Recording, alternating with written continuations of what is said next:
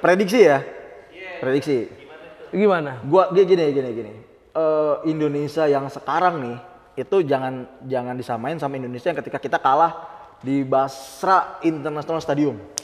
Kalah berapa tuh ya? 5-1. 5-1. Oh iya bener. Pertama, Oh ini maksud lu yang kualifikasi? kualifikasi. Iya.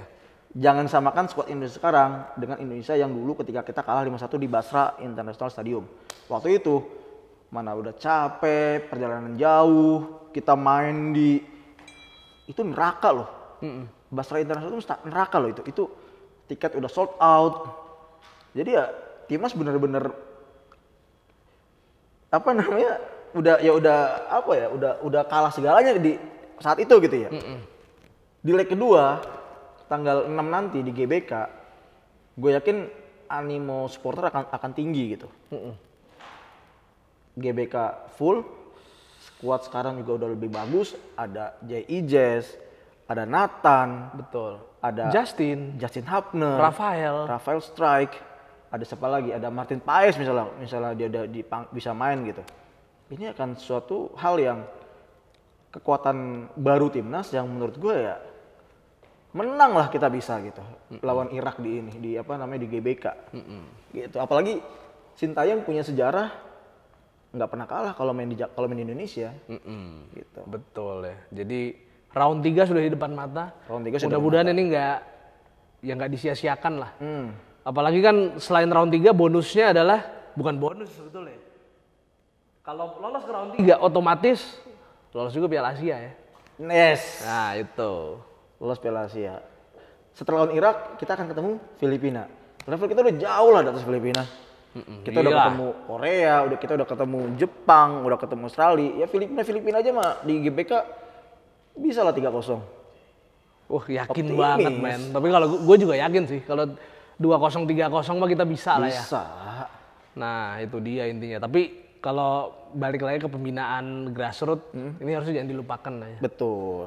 Kita kan nggak bisa selamanya untuk mengandalkan pemain diaspora gitu. Ingat juga pemain diaspora ini sebagus-bagusnya. Dia kan sebetulnya mereka mau jadi warga Indonesia, jujur-jujuran aja deh. Mau jadi warga Indonesia karena ya nggak kepake juga Pik di timnasnya, di timnas negara dia tinggal.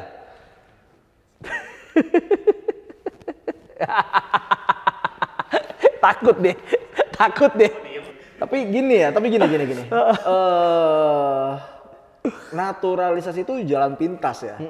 Kita kan lagi berupaya buat bagaimana ranking Indonesia di FIFA itu naik dulu, ya. Naik gitu. Nah, kalau misalnya kita mengandalkan pembinaan itu lama hasilnya, Nes. Betul, ya. Lama banget. Itu gue harus akui memang. Karena PR banyak banget, Nes. Yang tadi gue bilang, pelatih di level grassroots masih mahal, lisensi kursusnya gitu. Lama lah. Sebenarnya kita kan harus naikin level kita. Jadi ya ini udah pas nih. PSSI upgrade kekuatan dengan naturalisasi. Di sisi lain PSSI secara paralel bersamaan membenahi kualitas di akar rumput gitu. Nah iya. Ini udah ideal sebenarnya. Kita udahin dulu masalah timnas putra ya. Ini jujur aja cuy, timnas cewek nih gimana nih putri kan. Kompetisi gak ada. Harus main di AFC U17 nih. Dan jadi lumbung gol. Nah ini gimana sih biar caranya timnas putri kita bisa catch up lah. Catch up timnas cowoknya di internasional. Itu gimana gitu loh. Jujur ya, prestasi timnas cewek kita Indonesia itu sama sekali belum bisa dibanggakan. Iya. Sama sekali. Betul. Belum bisa dibanggakan. Beda sama cowok ya. Makanya gue sebenarnya resah gitu. Terakhir Liga 1 cewek diputar 2019, habis itu nggak ada lagi. Belum diputar-putar lagi. Apa sebenarnya yang menjadi kendala gitu? Kenapa Liga 1 tuh nggak digunakan lagi Liga 1 cewek maksudnya gitu Indonesia?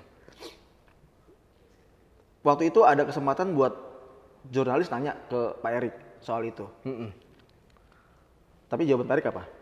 Waktu itu jawabannya kurang lebih kita harus menyiapkan dulu SDM-nya. Kalau SDM-nya nggak ada, ya mau bikin kompetisi model apapun, ya nggak nggak akan jalan dengan bagus itu, Nes. Nah makanya karena gini, ini berkaitan dengan jumlah SDM pemain cewek di Indonesia, Nes. Nah iya. Kan pemain bola cewek nggak sebanyak pemain bola laki. Kalau misalnya pengen kita bikin kompetisi tapi pemainnya nggak banyak kan, bagaimana juga gitu, Nes. Jadi yang dilakukan PSSI sekarang adalah memperbaiki turnamen-turnamen, festival-festival di kategori umur. Betul. Gitu. Dari situ lahirlah bibit-bibit baru, generasi baru dari timnas cewek. Sehingga kalau misalnya orangnya udah banyak, barulah bisa dibikin kompetisi gitu, Nes. Kayak gitu. Tapi kalau menurut gue sih timnas cewek emang kompleks sih. Kompleks. Kultur juga. Yes. Karena kita tahu di Indonesia itu banyak orang-orang kolot yang menganggap anak cewek main bola itu tabu. Yes. Nah itu menurut gue. Berarti pola pikirnya itu harus diubah juga tuh orang tua kita. Betul. Jadi ya jangan salah ketika kemarin ketika kita kalah jadi lumbung gol di Piala Asia U17 cewek. Kita kalah, semuanya kalah, 3 game itu kalah. Ya jangan salah karena ya emang sepak bola cewek kita memang nggak semaju mereka itu gitu. Iya.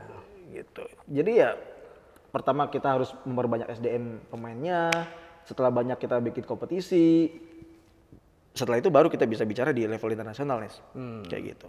Ya kesimpulannya adalah PSSI boleh masif naturalisasi. Iya. Tapi jangan lupakan akar rumput. Betul. Gitu. Karena titik tertinggi kebanggaan pesepak bola adalah ketika dia bisa bermain untuk timnasnya gitu. Jadi ya kalau misalnya kita bisa menghasilkan banyak pemain dari grassroots, pemain bola dari grassroots, persaingan menuju timnas itu akan lebih seru gitu. Gitu. Oke, kalau gitu udahan dulu ya podcast divingnya ya. Ya udah nanti see you, nanti kita akan ketemu lagi lah ngobrol-ngobrol sama yang lain, mungkin sama topik lagi, oke? Bye.